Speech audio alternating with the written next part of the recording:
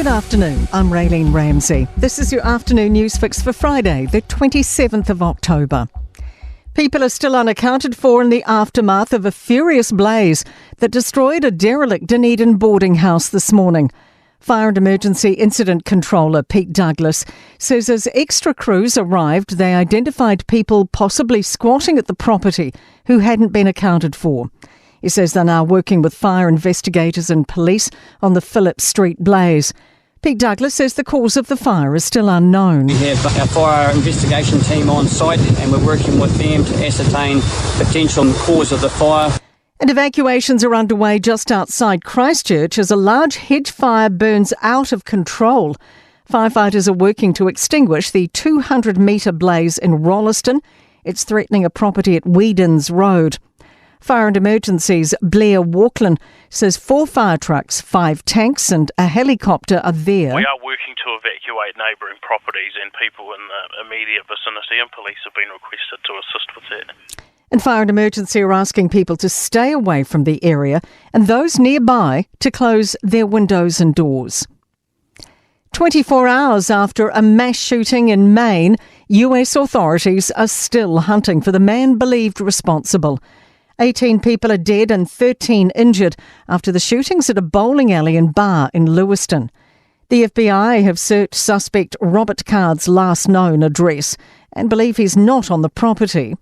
Law enforcement and intelligence analyst John Miller told CNN officers had already checked the premises but couldn't rule out he'd returned. The problem was that a piece of technology began to detect movement in the house or one of the outbuildings that caused the incident commander to say, we have to do this as a surround and call out till we figure out what that movement is. The Israeli Defence Force says it's carried out a targeted raid in Gaza, killing the deputy head of Hamas intelligence. The military says infantry forces and tanks got up to a kilometre into the northern part of the Gaza Strip. CNN correspondent Nick Robertson says the IDF is saying the latest bombardment is a preparation of operations to come. You would expect the military, if they went in to clear out a Hamas cell that was planning to target Israel, if they leave it for a few days without following on, Hamas will merely fall back in or repair what's been damaged. A bitter pill to swallow for some coffee connoisseurs. Consumer NZ's blind taste tests have found price doesn't always equate to quality when it comes to the best instant brew. Once filtered, the top tasting product came out as Robert Harris's Colombian blend. But spokesperson Rory O'Shea says the supermarket budget brand took the overall crown. The best brew for your buck was definitely Pam's Cafe Roast. So Pam's was the second cheapest coffee on the test, but it was the third highest scoring coffee when it came to taste. To sport, and veteran All Blacks lock Brodie Retallick admits it would be a fairy tale to ride off into the distance with a second Rugby World Cup winners' medal if they can beat South Africa in the final in France.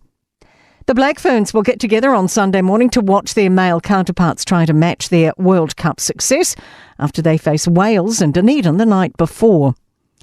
Heavyweight boxing champion Tyson Fury has vowed to knock out UFC fighter Francis Ngannou when they meet in Saudi Arabia this weekend. And that is your latest news fix. We'll be back with the next update tomorrow morning from the Newstalk ZB newsroom.